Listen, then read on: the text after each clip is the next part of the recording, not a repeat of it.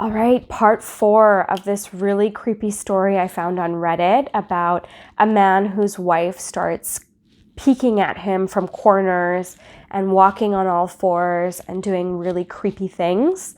So in the last part, the man is still staying with his brother and his wife, and he's decided that he owes it to Lynn, his wife, to get her help, even though he doesn't trust her.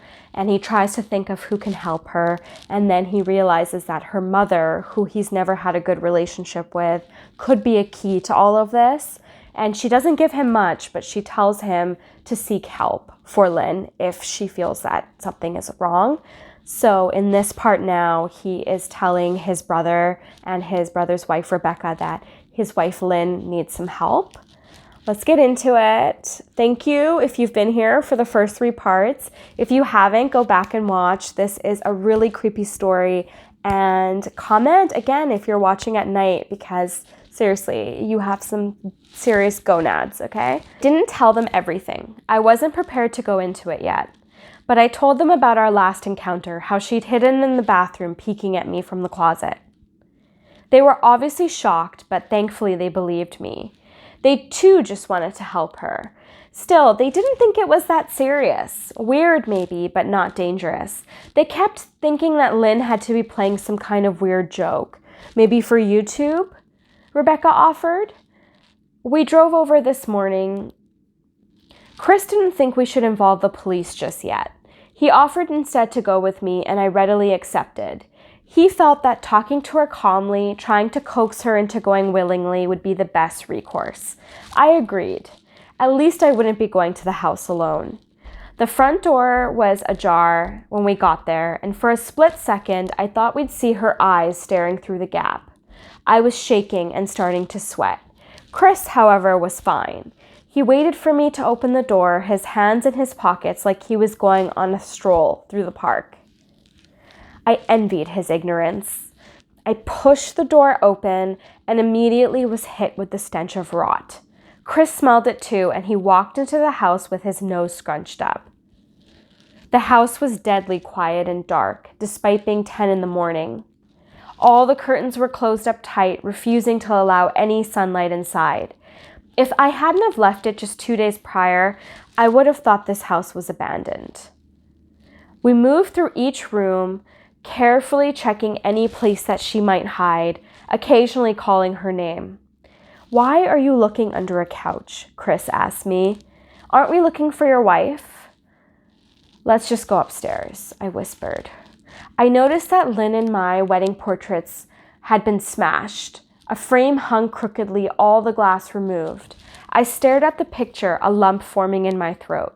We'd taken the photo just after leaving the church, after saying our vows. She looked so beautiful in her white gown. When I looked at her beautiful face, I never imagined it would be such a source of terror for me. We climbed the rest of the steps and checked the spare bedroom, but it looked completely untouched. I was hesitant to go into the bathroom. Chris noticed and offered to go in by himself, but I couldn't let him do it. "I don't think she's here, Ben. Why don't you pack some clothes and we'll try coming back tomorrow or something?" I nodded and went into our bedroom and shoved some clothes into a duffel bag. When I checked inside our closet, I saw the source of smell and gagged. I gazed down in shock. Soaking into the rug were at least a dozen eyeballs, all carefully laid out in pairs. Some were as large as a quarter, while others were as tiny as a marble. I stared down at the eyes she'd collected from small animals, and I wondered where she'd got them. I shuddered at the thought. I grabbed my duffel and shut the closet door on my new nightmare. I stepped into the hall and took a deep breath of air. Who the fuck lines up eyeballs in their closet like that? Chris said. "I told you she needed help," I said. "She doesn't need help, Ben. She needs an exorcist." All of a sudden, Ben's eyes grew wide with fear. I didn't ask him why. I could feel it. Someone was watching me, and I didn't think it was the eyes in the closet. I finally saw what we missed. Under the bed, curled on her side, watching us with the excitement of a kid on Christmas, was my wife. She held her hands together under her chin, and they were shaking eagerly. Now that she'd been found, I could hear the quiet noises she was making, as if the excitement was just too much for her. Wide eyes and that same huge smile. "Lynn?" I said softly. She didn't respond, but her head bobbed back and forth. "Baby, I just want to help. Can you let me do that?" "I love you, Lynn," I said softly. Her shoulders were starting to quiver, and her eyes grew as large as saucers. I crouched down so I could see her better. "Lynn, are you hurt? You're bleeding." The smell that was coming off her was revolting. I knew she wouldn't come out on her own, but I didn't want to leave her in the state she was in. The exciting hiccuping got louder and louder. "Oh my God, Lynn, you're bleeding," I said.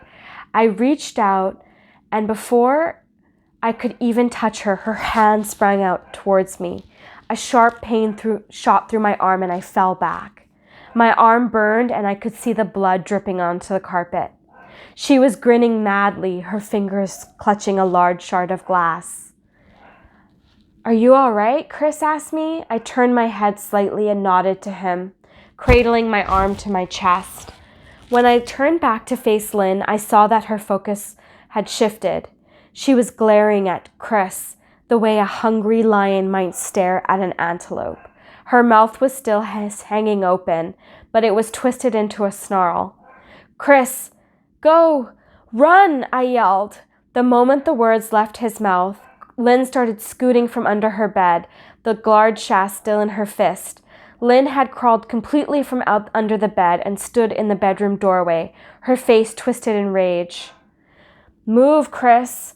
Lynn bobbed her head in fast, sharp motions and began to grin, stretching her mouth open wider and wider so her chin seemed to touch her chest. "I only want to help," I said. She focused on me once again, and she lifted the glass, holding it out on front of her.